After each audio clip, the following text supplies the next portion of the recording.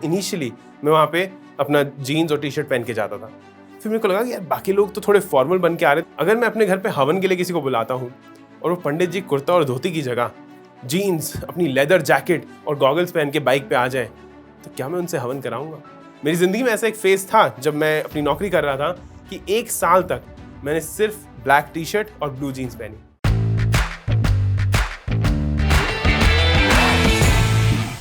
आप सब जानते हैं कि मैं एक फिजियोथेरेपिस्ट था। अब अगर मैं आपको बताऊं कि मैं एक लंबे बालों वाला फिजियोथेरेपिस्ट था, एक मॉडल टर्न फिजियोथेरेपिस्ट था, तो आपको शायद यकीन नहीं होगा। अब उन लंबे बालों के साथ जब मैं पेशेंट के लिए बैठता था वहां पर क्लिनिक पे और पेशेंट वॉक इन करता था मेरे कैबिन में, तो 2 मिनट तक तो मेरे को ऊपर से नीचे तक देखते थे कि अरे ये डॉक्टर साहब हैं या कोई और है।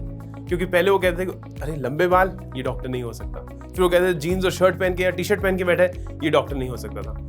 मुझे 5 मिनट लग जाते थे उनको ये समझाने में कि हाँ मैं ही डॉक्टर हूँ, किसी और को नहीं यहाँ बिठाया हुआ। ये वो स्टोरी नहीं है कि रणछोड़दास झांचड़ अपने किसी बंगले में बैठे हैं और आमिर खान आके उनकी जगह पढ़ाई कर रहे हैं। मैं असली में एक लंबे बाल वाला डॉक्टर था। अब इसकी बात क्यों कर रहा हूँ मैं, मतलब what is the connection of our rest of the video today. अब बात ये है कि जो पर्सनल ब्रांड है वो बहुत क्रिटिकल होता है। उस मोमेंट में मेरे लंबे बाल मैच नहीं कर रहे थे मेरे प्रोफेशन से, तो मुझे 4-5 मिनट लग जाते थे उनको समझाने के लिए कि मैं ही डॉक्टर हूँ। इसको इमेजिन करते हैं, अगर मैं अपने घर पे हवन के लिए किसी को बुलाता हूँ और वो पंडित जी कुर्ता और धोती की जगह जीन्स, अपनी लेदर जैकेट और गॉगल्स पहन के बाइक पे आ जाए, तो क्या मैं उनसे हवन कराऊंगा? क्या मुझे यकीन आएगा कि इस इंसान को सारे वो मंत्र याद है जो उन्हें इस हवन के लिए बोलने हैं? Hi, this is Utkarsh Narang and this is a video of our career series. आज बात कर रहा हूं मैं एक पंडित जी के करियर की, एक फिजियोथेरेपिस्ट के करियर की, एक मॉडल के करियर की, एक बिजनेस एग्जीक्यूटिव के करियर की, हर किसी के करियर की।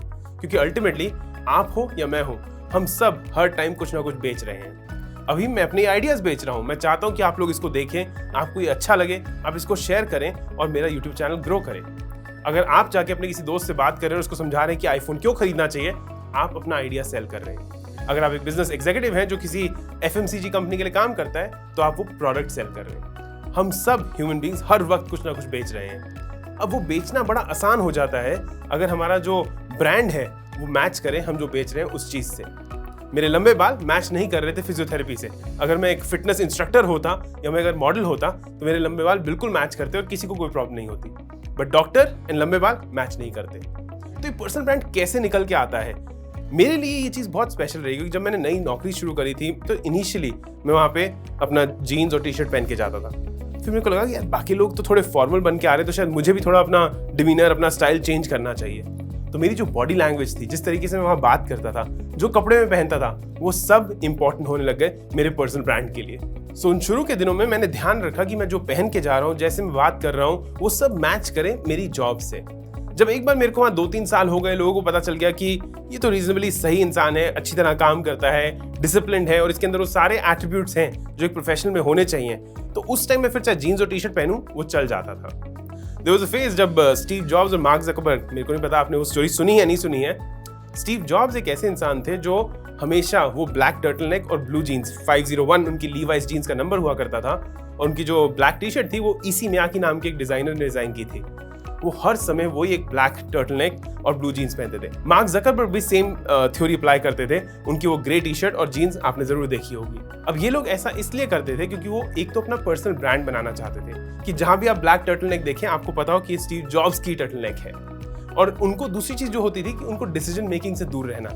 वो ये नहीं चाहते थे कि जब वो इतनी बड़ी कंपनी एप्पल और फेसबुक चला रहे हैं तो उनको अपना टाइम स्पेंड करना पड़े रोज ये डिसाइड करने में कि आज चेक वाली शर्ट पहनूं, आज ये पहनूं या वो पहनूं। कभी कभी मैं भी सोचता हूँ कि YouTube जर्नी में अगर मैं एक ही शर्ट, एक ही टी शर्ट में आपके सामने आऊँ तो वो कैसा लगेगा।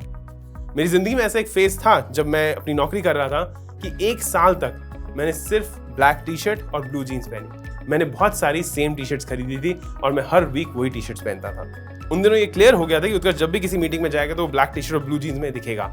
ऑफिस में आएगा तो एक कॉन्स्टेंट ड्रेस कोड था, तो वो मेरे ब्रांड का हिस्सा बन गए थे। तो जो मैं पहन रहा था, जैसे मैं बात कर रहा था, जैसा मैं दिख रहा था, वो सब बना मेरे पर्सनल ब्रांड का एक हिस्सा। अब आते हैं इग्नाइटेड न्यूरॉन्स पे। जब आप ये स्टूडियो देखते हैं, यहाँ पर आप देखते हैं कि कैसे हम शूट कर रहे हैं, तो ये भी हमने एक पर्सनल ब्रांड क्रिएट किया है इग्नाइटेड न्यूरॉन्स का। Ignite neurons, we are on a mission to touch a billion lives positively. हम चाहते हैं कि हम आपके अंदर वो जो स्पार्क है, कई बार वो हिडन होता है, उसको इग्नाइट कर सकें। And that's why we have a board here that says ignite your spark. we're inspired by people like Steve Jobs, so उनकी ऑटोबायोग्राफी आपको यहाँ पे दिखेगी. There's a book called $1 Trillion Coach. ये सब यहाँ पर इसलिए क्रिएट किया गया है ताकि ये सब एक इंस्पायरिंग ऑरा क्रिएट कर सके, एक ब्रांड क्रिएट कर सके ऑफ इग्नाइट न्यूरॉन्स. अब अगर मैं आपको ये कहूँ कि जया बच्चन थाली लेके खड़ी हैं और वो आरती उतार रही है मनोज बाजपेयी की, डायरेक्टर अनुराग कश्यप, क्या आपको यकीन आएगा? और अगर मैं ये कहूँ कि करण जौहर ने एक मूवी बनाई है जिसमें गोलियां और बीसी वाली लैंग्वेज है, क्या आपको यकीन आएगा? करण जौहर एक कंप्लीटली अलग ब्रांड है compare to Anurag Kashyap. And उधर संजय लीला बंसाली, वो ही is a brand in his own. उनके जो सेट्स होते हैं शायद इसीलिए वो हर 2-3 साल में एक मूवी बनाते हैं, क्योंकि वो सेट बनाने में ही उनको 2-3 साल लग जाते होंगे. ये होता है एक इंसान का पर्सनल ब्रांड कि आप देखते ही पहचान जाए कि ये करण जौहर की मूवी है, अनुराग कश्यप की या संजय लीला बंसाली की. अब इस पर्सनल ब्रांड का फायदा क्या होगा?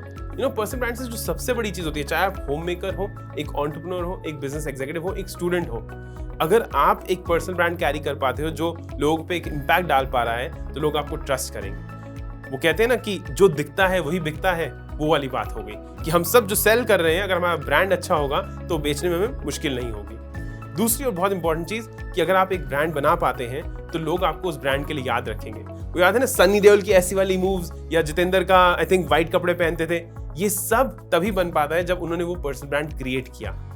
आपको सोचना है कि आपका पर्सनल ब्रांड क्या है. Why don't you share in the comments कि आपको क्या लगता है आपके पर्सनल ब्रांड में सबसे इंपॉर्टेंट चीज क्या है? I'm looking forward to reading that and responding to you. As always, Ignite Neurons on a mission to touch a billion lives positively. आपका एक लाइक, एक शेयर, एक सब्सक्राइब हमारे मिशन में हमारी हेल्प करता है. So why don't you go ahead and do that?